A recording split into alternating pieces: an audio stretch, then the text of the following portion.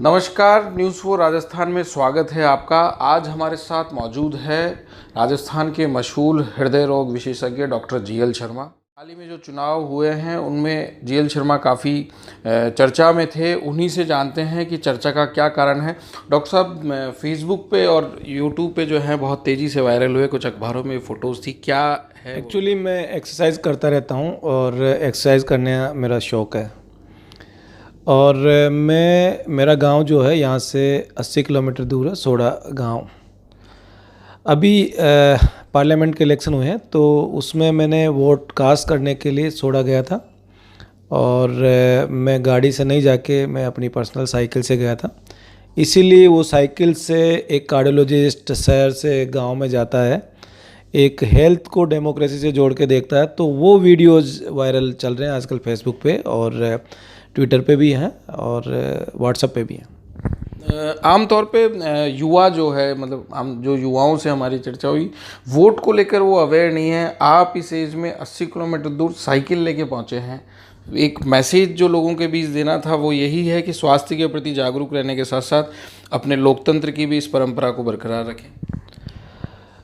लोकतंत्र का महापर्व वोटिंग का डे होता है और मैं मानता हूँ कि सभी को इसमें पार्टिसिपेट करना चाहिए। मताधिकार आपका संवैधानिक अधिकार है। हर नागरिक को मताधिकार का प्रयोग करना चाहिए। अगर आप मताधिकार का प्रयोग नहीं करेंगे तो आपको कोई राइट नहीं है कौन अच्छा कैंडिडेट है कौन बुरा कैंडिडेट है ये कहने का।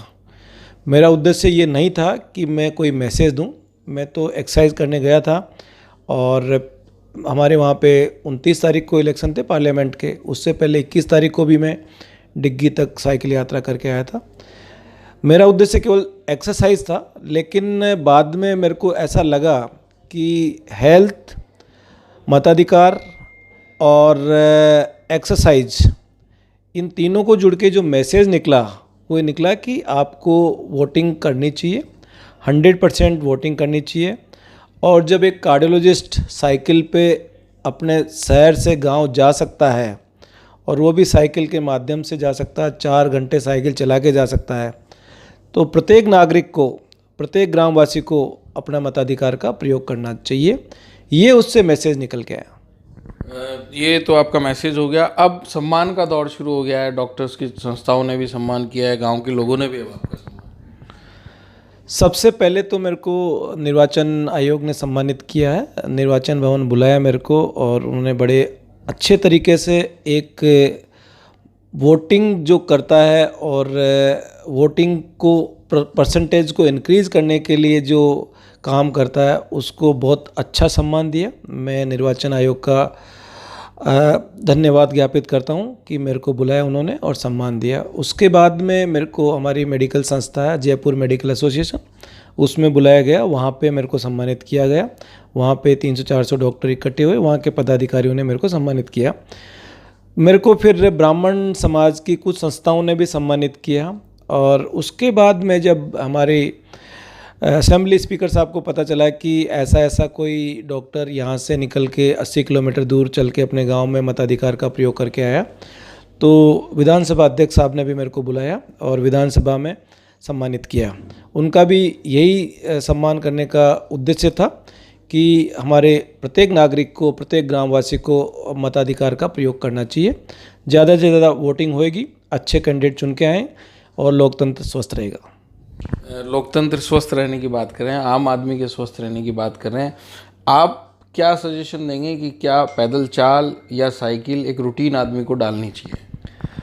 मैं पर्टिकुलरली किसी एक्सरसाइज को प्रायोजित या प्रचारित नहीं करता। अगर आप जहाँ पे भी रहते हो पैदल चलो, घूमो, साइकिलिंग करो, स्विमिंग करो, वॉलीबॉल खेलो, खो खो खेलो, बैडमिंटन खेलो, क्रिकेट खेलो, कुछ न कुछ करते रहो। अगर आपके पास में खेलने का कोई ग्राउंड नहीं है तो आप घूमो, 30 से 40 मिनट आप हफ्ते में 4-5 बार घूम लेते हैं तो आपका स्वास्थ्य अच्छा रहता है। अगर आप गांव में रहते हैं तो साइकिल तो सबके पास ही होती है, साइकिल चलाएं। और साइकिल चलाने से जो एनर्जी आती है, जो स्फूर्ति आती है और जो अपना हार्ट अच्छा रहता है वो काबिल तारीफ़ होता है। स्विमिंग भी करनी चाहिए, अगर आपको स्विमिंग का फैसिलिटी है आपके पास में, स्विमिंग करनी चाहिए। कुल मिला के ये कि आप अपने लाइफस्टाइल को ध्यान में रखते हुए एक्सरसाइज करें। अपनी एज को ध्यान में रखते एक्सरसाइज करें, उससे आपके शरीर अच्छा रहता है, बॉडी अच्छी रहती है, माइंड अच्छा रहता है और आपके जीवन में जो भी बीमारियां होती है वो होने की संभावना बहुत कम हो जाती है। ये तो बात हुई स्वास्थ्य की। इससे जुड़ी एक जानकारी और लेना चाहेंगे। आमतौर पे आदमी को लगता है कि मैं बिल्कुल स्वस्थ हूँ, कोई बीमारी नहीं है, रूटीन चेकअप के नाम पे डरता है कि नहीं यार डॉक्टर के पास जाएंगे तो नया भ्रम पैदा हो जाएगा या डर पैदा हो जाएगा। क्या आदमी को मंथली चेकअप या रूटीनली कोई चेकअप हो, किस तरीके के चेकअप जो रूटीन आदमी के कराने चाहिए कि इससे उसे ये जो प्रमुख बीमारियां हैं उनसे बचने की या उससे जुड़ी हुई जानकारियां मिल सके? ये धारणा गलत है कि मैं स्वस्थ हूँ और स्वस्थ रहूँगा और मेरे को कोई बीमारी नहीं हो सकती। बीमारी कभी पूछ के नहीं आती और बीमारी कोई एड्रेस लेके नहीं आती कि भाई मैं फलां एड्रेस पे जाऊँगी। बीमारी कभी भी किसी को कभी भी हो सकती है। तो बीमारी का बचने का सबसे बेस्ट तरीका उसका प्रिवेंशन ही है, उससे बचा जा सकता है। तो यही जो सावधानियां जो मैंने आपको बताई, लाइफस्टाइल मॉडिफिकेशन, वही सबसे इसका उपयुक्त माध्यम है बचने का। और सब ग्रामवासियों को, सब नागरिकों को अपने स्वास्थ्य के बारे में चिंतित रहना चाहिए और ये धारणा नहीं बनानी चाहिए कि मेरे को बीमारी कभी नहीं होगी। बीमारी तो कभी न कभी कभी किसी को भी हो सकती है, चाहे वो राजा हो, चाहे गरीब हो, प्रजा हो, डॉक्टर हो, वकील हो, इंजीनियर हो, किसी को भी बीमारी हो सकती है। इससे बचने के लिए अपने को जो उपाय है वो करने चाहिए। अगर फिर भी आपको बीमारी हो जाती है तो आप नियमित उसका चेकअप करवाएं। चेकअप करवाने के बाद में डॉक्टर की सलाह से आप उसका ट्रीटमेंट करवाएं। आम आदमी जो है उसको एनुअली साल में एक बार अपनी बॉडी का चेकअप जरूर कराना चाहिए। उसका blood pressure, sugar, lipid profile वगैरह करवाने चाहिए। अगर 50 के बाद में है तो ट्रेडमिल टेस्ट, इकोकार्डियोग्राफी वगैरह भी करवानी चाहिए। हार्ट का स्पेशली आपको ध्यान देना चाहिए और स्पेशली आपको चेकअप करवाना चाहिए।